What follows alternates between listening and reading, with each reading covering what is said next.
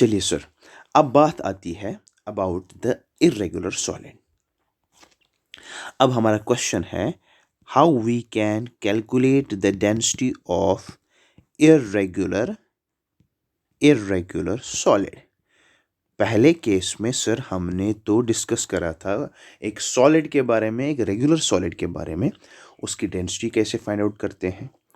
अभी हम जो डिस्कस कर रहे हैं वो irregular solids, these are irregular solids.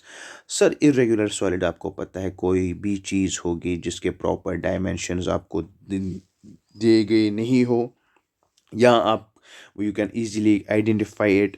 कोई भी ऑब्जेक्ट होगा, सपोज आपके पास स्टोन होगा, आपके पास पेबल होगा, कोई भी चीज़ होगी, आपके पास लॉग ऑफ वुड है, दीज आर इरेगुलर सॉलिड्स। तो सर इनकी डेंसिटी हम कैसे फाइंड आउट करेंगे? यस, हम तो वही डिस्कस करने वाले हैं आज। तो बेटा देखो, अभी आप ना फॉर्मूला पे आ जाओ। फॉर्मूला क्या है सर? फॉर्मूला ये है, density is equal to mass upon volume.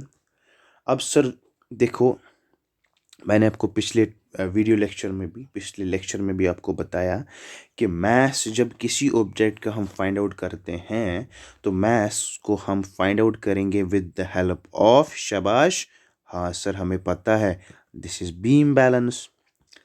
तो हमें बीम बैलेंस से फाइंड आउट होगा किसी ऑब्जेक्ट का मास, चाहे वो ऑब्जेक्ट रेगुलर होगा चाहे वो ऑब्जेक्ट इरेगुलर होगा। ठीक है गोबर? सर अब आई बात हमें वॉल्यूम की। सर वॉल्यूम कैसे फाइंड आउट करेंगे? अगर आपने वॉल्यूम के लेक्चर्स देखे होंगे आपको तो प्रॉब्लम ही नहीं होनी चाहिए। हम कैसे फाइंड आउट करेंगे वॉल्यूम उसी इरेगुलर ऑब्जेक्ट का?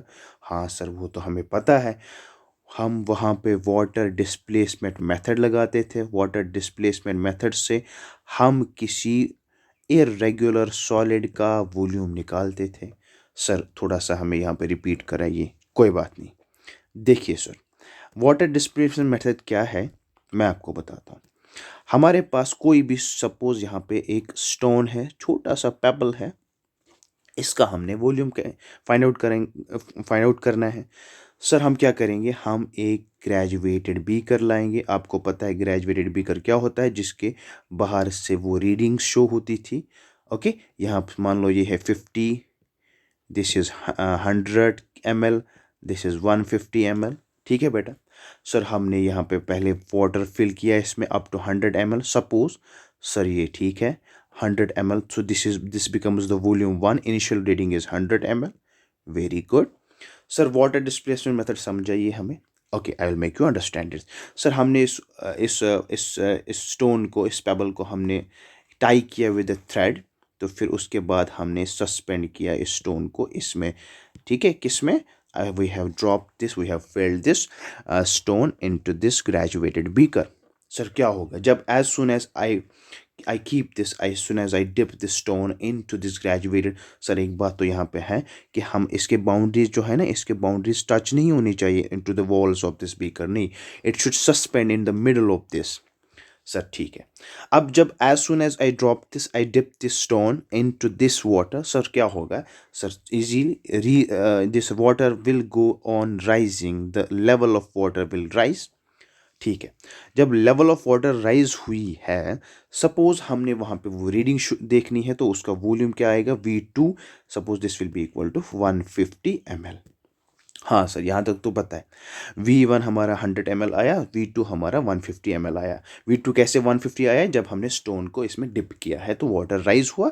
वाटर राइज होने के होने से क्या हुआ, उसकी जो लेवल है वो बढ़ गई, और वो लेवल कहाँ तक पहुँची है? 150 ml तक। ठीक है सर। अब हमने क्या करना है, इसका वॉल्यूम फाइंड आउट करना है। सर वॉल्यूम हम सिंपली इनका जो डिफरेंस होगा, V2 माइनस V1 जो होगा वो हमारा वॉल्यूम ऑफ इरेगुलर सॉलिड होगा। ठीक है बेटा? Sir okay, 150 minus 100 what's equal to 50 ml।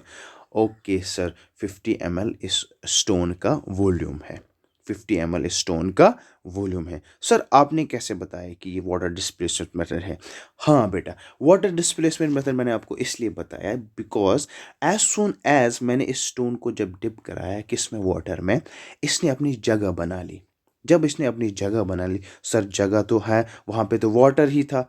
अब जब इसने जगह बना ली अपनी, तो अपने वहाँ पे जो वाटर था ना बेटा, उसको ना उसने डिस्प्लेस किया है, अपनी जगह से हटा दिया। जब अपनी जगह से वो हटा दिया, वही शो हुआ in terms of this rise in the water level.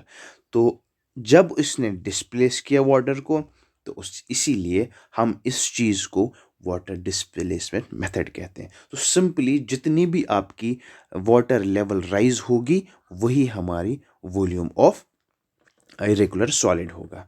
ठीक है बेटा। तो हाँ सर, यहाँ तक तो पता है।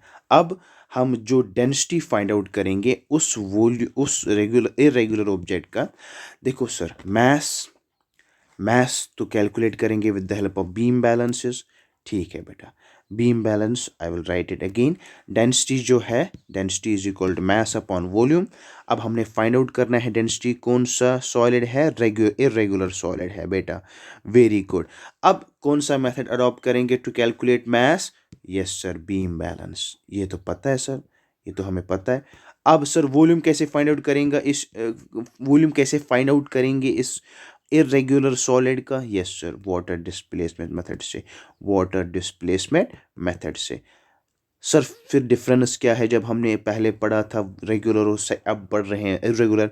यस सर, डिफरेंस ये है कि वहाँ पे जो हम वॉल्यूम फाइंड आउट करते थे, that was simply by using mathematical formula. हमें पता था कि रेगुलर ऑब्जेक्ट है, तो हम इसका मैथमेटिकल फॉर्मूला निकालेंगे और फाइंड आउट करेंगे वॉल्यूम सिंपली। अब यहाँ पे डिफरेंस क्या है? मास तो सेम रहेगा with the help of beam balance. अब वॉल्यूम हम कैसे फाइंड आउट करेंगे sir? With the help of water displacement method, जो हमने किया था वाटर डिस्प्लेसमेंट मेथड। वहाँ से हमें वॉल्यूम निकलेगा, मास से हमें बीम बैलेंस से हमें मास का वैल्यू निकलेगा। हम दोनों को पुट करेंगे तो हम डेंसिटी किसी भी इरेगुलर सॉलिड का फाइंड आउट कर सकते हैं। ठीक है बेटा, बहुत ही आसान है।